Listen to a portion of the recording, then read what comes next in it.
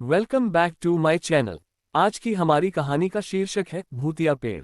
रौनकपुर नाम के एक शहर में राजा रोनकसिंह का राज हुआ करता था। वो हमेशा अपनी प्रजा के हित में कार्य किया करते थे। वहां की प्रजा बहुत खुश रहती थी। एक दिन गिद्ध आकाश में भूतिया पेड़ के बीज लेकर उड़ रहा था। जैसे ही गिद्ध रौनकपुर पहुंचा तो उसके मुंह से एकदम बीज रौनकपुर के बीचों बीच गिर गया।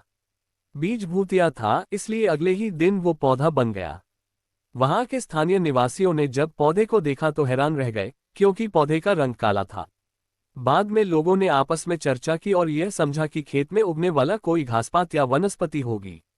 दूसरे दिन वो पौधा काफी बड़ा हो गया। लोगों को और ज्यादा दुविधा हुई कि एक ही दिन में ये पौधा इतना बड़ा कैसे हो गया। होते होते वो पौधा तीसरे दिन पेड़ बन गया। समय बीता और लोग भी तेजी से बढ़ने वाले पौधे के बारे में सोच सोचकर परेशान हो रहे थे। वो इस मामले को राजा के पास लेकर गए। ऐसे जादुई पौधे का पता चलते ही राजा तुरंत उस जगह पर पहुंच गए।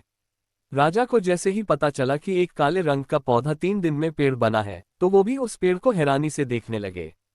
राजा उस पेड़ के पास चौथे दिन पहुंचे थे और तब तक पेड़ और बड़ा हो चुका था। वो इतनी तेजी से फैला था कि किसी को यकीन ही नहीं हो रहा था। राजा समझ गए थे कि का रंग काला है, इसमें जरूर कुछ जादू टोना होगा।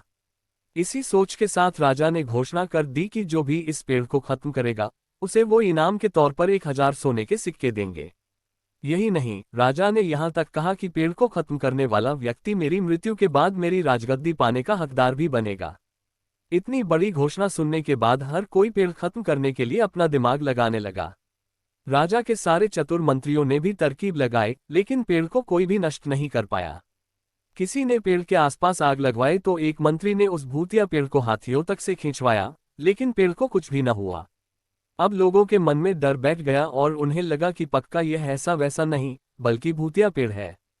तभी उस गांव के एक समझदार व्यक्ति को राजा की घोषणा का पता लगा।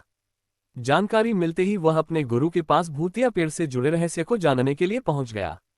गुरु जी ने अपनी ध्यान की शक्ति को एकत्र करके देखा और उससे पूछा, क्या तुम पेड़ को खत्म करना चाहते हो? समझदार व्यक्ति ने जवाब दिया, हाँ गुरुजी, सब उससे परेशान हैं। गुरुजी ने बताया कि उसे खत्म करने का एक ही तरीका है। इसके लिए तुम्हें उस पेड़ के आसपास नमक डालना होगा। इस तरकीब के बारे में जानते ही वो व्यक्ति तेजी से राजा के पास गया और कहा कि इस पेड़ के आसपास आपको नमक डलवाना होगा। ऐसा करने पर ही यह पेड़ खत्म होगा। राजा ने अपने सैनिकों को ठीक ऐसा ही करने को कहा। सैनिकों ने मिलकर पेड़ के चारों ओर खूब सारा नमक डाल दिया। नमक डालने के एक दिन बाद ही पेड़ का आकार कुछ कम हुआ। होते होते 5वें दिन तक पेड़ एकदम छोटा हो गया। उसके बाद गलकर वो गायब ही हो गया। उस व्यक्ति की तरकीब काम कर गई और राजा ने खुश होकर उसे इनाम की 1000 सोने की मोहर पहले दी।